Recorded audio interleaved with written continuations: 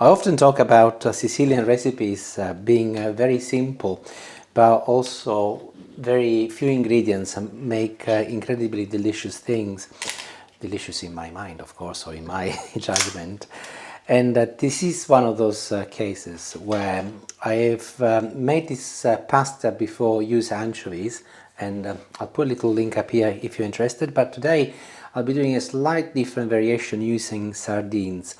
The sardines I've got here, they are under sunflower oil, but also you can use sardines in brine if you like. And if you use brine, you do not need to use obviously sunflower oil, but as I've got sunflower oil here, I will not be adding any olive oil.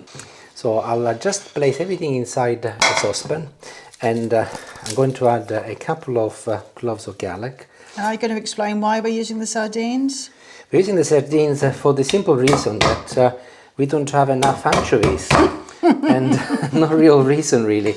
But it is very much the spirit of Sicilian cooking. It doesn't stop you from producing something just because of cooking something, just because you don't have the right ingredients. They smell really good, actually. They do, yes. Going in with the garlic, and you see I left the skin, a little salt, followed by also some pepper, so I can kind of forget about it. And I'm actually quite happy because it's using up one of those tins that live in our cupboard and we haven't touched for a little while. Keep telling me we need to eat more fish, we need omega-3 on that. So I'll move to the hob and I'll turn this on. Here I am. My temperature is just above medium, between medium and high, number 7. And I'm going to start disintegrating my sardine using a fork. You can see that the oil is beginning to sizzle. So you can do that immediately as soon as the oil sizzles. And you can see that actually, because these are tin sardines, they disintegrate very easily. The garlic, by the way, you can see that it's there. So I'm going to press that also and make sure that it disintegrates alongside my sardines. Here I've got a tin of Italian cherry tomatoes in tomato juice. I'm using these today because they are slightly sweeter than normal tomatoes, so that will add a little bit more flavor. And in they go. And I will leave this to now cook for about 10 minutes, but I will turn the temperature down on medium, and the tomatoes will amalgamate with the sardines, and in the meantime I'll start cooking the pasta, but also I'm going to add some breadcrumbs to this. I've got a little saucepan over here, and this is what differentiates this recipe from many other recipes that you might have seen where they might do something similar. Gently fried breadcrumbs on top of pasta is very much a Sicilian thing, by the way, so you will find that often that if you're eating anything with sardines, generally you also find fried breadcrumbs. But I've added a little olive oil. I'm waiting for it to warm up, and I'm going to add enough for 2 people, so bear in mind that it's just Julie and I think just 4 normal heaped teaspoons is enough, and I will mix it in, and the oil will obviously be absorbed by the breadcrumbs, and they will become nice and crusty. So this will take less than 3-4 minutes really. So my breadcrumbs are nearly ready, by the way. If you look at them, they've changed in color because of course they are beginning to toast. I'll just turn the temperature up for the last minute, and then they will be ready. In the meantime, I've got some water here which is reaching the boil, so I will add half a teaspoon of salt, and today I will be cooking linguine.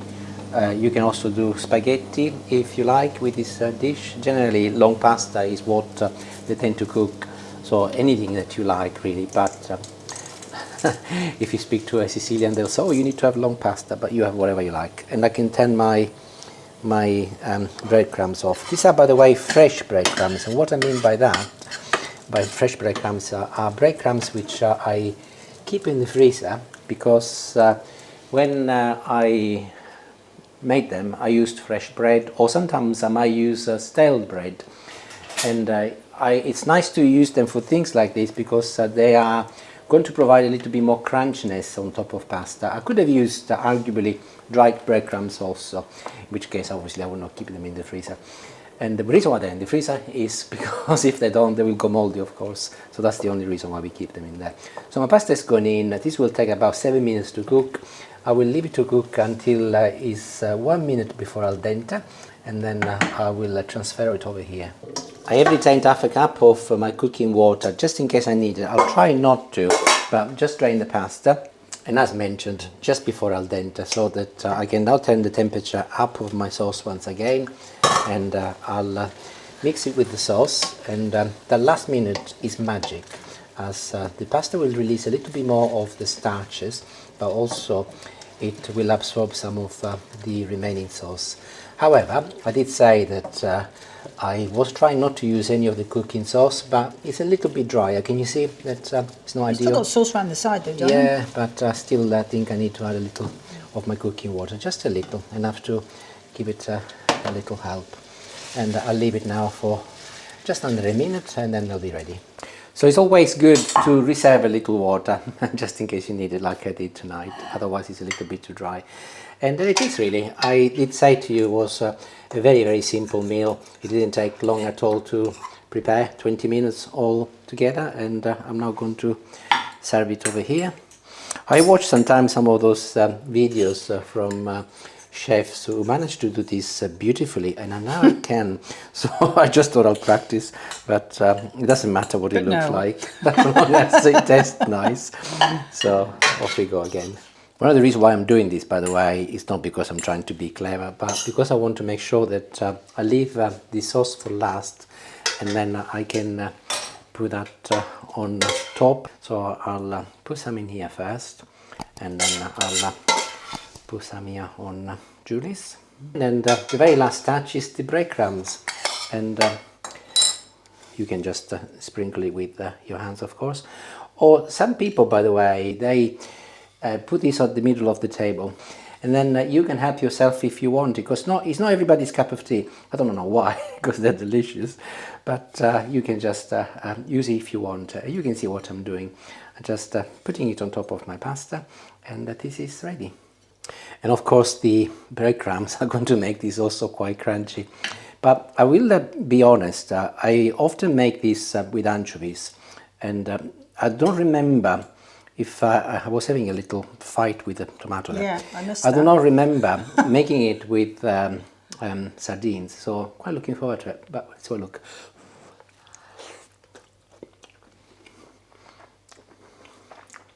It's very nice, and you can actually taste the sardines more than you can taste the anchovies. Generally the flavor of the anchovies disappears in this, and you can see that there is the depth of something, but with this actually you can definitely tell, oh, there are sardines in there. And if you do like sardines, and you're definitely going to like this one, and I fully recommend that you add the breadcrumbs. It's so simple as well, especially with that tin. Yeah. We've all got one of those in the cupboard. Or two, or three. That's it. That's the end of the video. Make it, and if you do, let me know if you try, because honestly, you would not be disappointed. Ciao, ciao. Thank you for watching.